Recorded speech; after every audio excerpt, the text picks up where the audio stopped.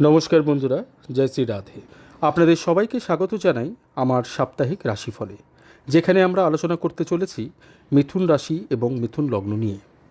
তৃতীয় রাশি হলো মিথুন রাশি। বুধ হলো রাশি অধিপতি। 13 অক্টোবর থেকে 19 অক্টোবর পর্যন্ত এই সময় খুব গুরুত্বপূর্ণ থাকছে, কারণ উৎসবের সময় মানে দীপাবলির সময়। এর সাথে সাপ্তাহিক রাশিফল দেখতে গেলে চন্দ্রের অবস্থান গুরুত্বপূর্ণ হয়ে ওঠে এবং সপ্তাহের শুরুতেই আপনাদের রাশিতে চন্দ্র এবং গুরু বৃহস্পতি গজকেশরী যোগের সৃষ্টি করবেন। তাই বলাই বাহুল্য, সপ্তাহের শুরুটা আপনাদের জন্য খুব ভালো যেতে চলেছে। এর সাথে বৃহস্পতি এই সপ্তাহে গোচর করে আপনাদের ধনের ঘরে প্রবেশ করবেন এবং তুঙ্গস্থ হবেন। এতে ধন সম্পত্তিতে বৃদ্ধি পেতে চলেছে। এর সাথে কোন দিক থেকে সাবধানতা অবলম্বনের প্রয়োজন আছে তাও জানাবো। এই সপ্তাহে সূর্যদেব ত্রিকোণে নিচস্থ হবেন।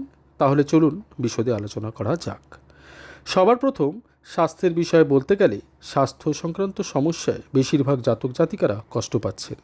পেটের সমস্যা, বিপির সমস্যায় ভুগছেন।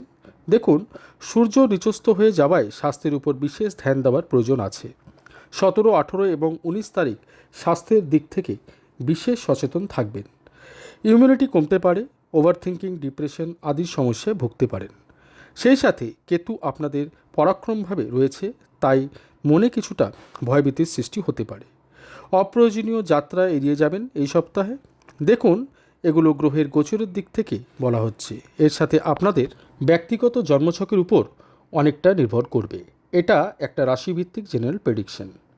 প্রেমের দিক থেকে সপ্তাহের শুরুতে স্থিতি ভালো থাকবে, তবে 17 অক্টোবর থেকে খুব একটা ভালো নাও থাকতে পারে। নিজেদের বাণীর উপর নিয়ন্ত্রণ রাখবেন এবং সন্দেহ করা এড়িয়ে যাবেন, না হলে মনোমালিন্য, ঝগড়া বাড়তে পারে।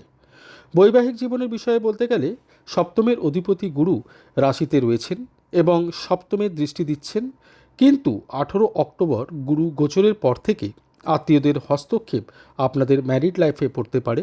কিন্তু জীবনসাথীর স্বাস্থ্য নিয়ে বিশেষ ধ্যান রাখবেন এবং কোনো বড় ডিসিশনে এই সপ্তাহে নেবেন না। কর্মক্ষেত্রের দিক থেকে এই সপ্তাহ ভালো যাবে। ব্যাংক ব্যালেন্সে বৃদ্ধি হবে, তবে যেহেতু সূর্য এবং শনির দৃষ্টি একে অপরের দিকে পড়ছে, এতে কর্মে বৃদ্ধি পেতে চলেছে। যদি আপনারা কোনোভাবে গভর্নমেন্ট রিলেটেড কর্মে রয়েছেন বা ম্যানুফ্যাকচারিং বা লোহা মেশিন রিলেটেড কর্মে যুক্ত রয়েছেন, তাহলে আপনারা সফলতা পেতে পারেন।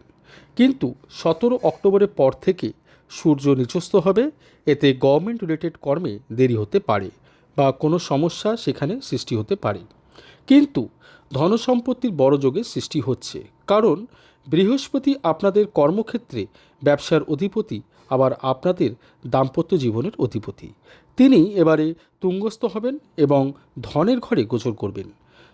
পৈতৃক সম্পত্তি থেকেও লাভ পেতে পারেন, তবে কর্মক্ষেত্রে গুপ্ত শত্রু বা রাজনীতির থেকে কিছুটা সাবধানে থাকবেন। বিদ্যার্থীদের জন্য 17 অক্টোবরের আগে কোনো পরীক্ষা থাকলে আশানুরূপ ফল লাভ করতে পারবেন। বাকি দিক থেকে এই সপ্তাহ ভালোই থাকছে। ভাগ্যের দিক থেকেও দেখতে গেলে ভাগ্যস্থানে রাহু থাকায় কিছুটা বাধার প্রাপ্তি হতে পারে, অর্থাৎ থেমে থেমে ভাগ্যের স্বাদ পাবেন।